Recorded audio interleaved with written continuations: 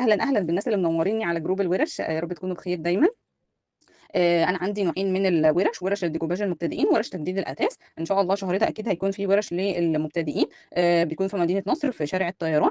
بنبدا في الاول خالص على نتعرف ايه هو انواع اصلا الخشب، ايه هو الديكوباج، ايه الحاجات اللي احنا بنقدر نلزقها وبنلزقها على اسطح زي ايه. مش بس الخشب، يعني بنقدر نلزق على اسطح كتير قوي، دي مثل الديكوباج ان احنا نقدر نلزق اوراق معينه على اسطح معينه وحاجات كتير نقدر نزينها باوراق مختلفه، بحيث ان هي تبان كانها رسمه، وبدل ما نتكلف بقى نجيب لوحات وحاجات زي كده، لا احنا بقى ايه إيه الفرش اللي نستخدمها، ايه الالوان، ايه بدايلها الاقتصاديه، عشان في الاول بنكون احنا يعني بنجرب كتير، بنغلط حاجات، فعايزين نستخدم حاجات ما تكونش غاليه يعني ونبوظ وكده. ميزه الديكوباج كمان ان هو قطعه الخشب اللي انت بتستخدميها او الازاز او اي حاجه مش بتترمي، باظت الرسمه يعني مش عاجباكي، الورقه مش عاجباكي، التصميم مش حلو، ما فيش بنعدله على طول برضو بعدها بيطلع. يعني اول قطعه عملتها عدتها 6 مرات عادي خالص، بنصنفر خفيف كده وندي تاني تأسيس ونبتدي نلون تاني من الأول ونلزق حاجة جديدة وهكذا.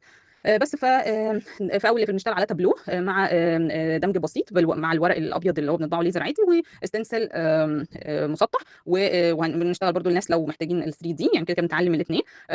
وتاني يوم بنشتغل بقى على الصينيه، فبنتعلم بقى لو فيها حفر، ان التابلو غالبا ما بيكونش فيه حفر، فبنتعلم بقى لو اي قطعه قابلتنا فيها حفر او محتاجه ترميم او كده بنعمل بايه، وبعد كده بنحط بنلزق بقى المناديل او الترانسفير الحراري. وبنتعلم بقى عزل الصواني، لان عزل الصواني بيكون مختلف عن عزل التابلوهات يعني. يعني الصواني بقى عليها هالكو، بتستخدم في حاجات شاي وقهوه وحاجات كده. بس طبعا بقول لكم بقى تريكات كتير قوي قوي. انا كنت يعني لما اخدت الكورسات ما حدش قالها لي، مشاكل كتير بتقابلني وما ببقاش عارفه ايه السبب لده. الحمد لله لما بقى يعني انا عشان بادئه من 2018 فايه حصلت معايا كذا مشكله، وبقول لكم بقى ان الحاجات دي كلها كاتباها ولازم اقول لكم عليها وننبهكم عليها. ده غير ان بتدخلوا على جروب على التليجرام خاص بالناس اللي حضروا الورشه، بيبقى عليه فيديوهات بقى كتير متجمعه ورا بعض كده، من اول فيها بقى كل اللي احنا قلناه ده وزياده، علشان ما تنسوش، وعشان لو عايزين ترجعوا لاي حاجه ترجعوا. غير ان انا برضو معاكم على الواتساب، برضو لحد عطل في حاجه بيبعت لي برضو بجاوب عليه على طول. بس في بقى ورشه تجديد الاثاث دي بعملها بس كل يعني فتره طويله شويه، لما بنجمع عدد مثلا 3 4 بشتغلها. هي بس مرهقه شويه جسمانيا، فلما بيبقى عندي صحه كده بروح على طول عاملاها يعني. فان شاء الله برضو لو في حد مهتم بورشه تجديد الاثاث هنتعلم بقى ازاي نتعامل مع القطع القديمه، سواء في الترميم ده اول حاجه. بعد كده لو عايزين نبين ثمره الخشب بنعمل ايه، لو احنا لا هي اصلا الترابيزه بتاعتنا مثلا او الكرسي هو اصلا ام دي اف، احنا مش هنبين الثمره بتاعته وما عندوش ثمره اساسا.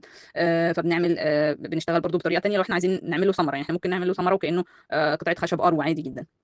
بعد كده بنشتغل بالجليز، وبنشتغل بالترانسفير الحراري، بنشتغل بالمناديل. كل واحد بقى يعني بدخلكم في جروب اللي هم بيدخلوا في جروب تجديد الاثاث، وبنحط تصاميم علشان نعرف ايه الاشكال والتصاميم اللي انتوا حابينها، علشان برضو تكون مجهزه الخامات بتاعتها. واللي مهتم بأي ورشة من دول يسيب لي كومنت. مع السلامة.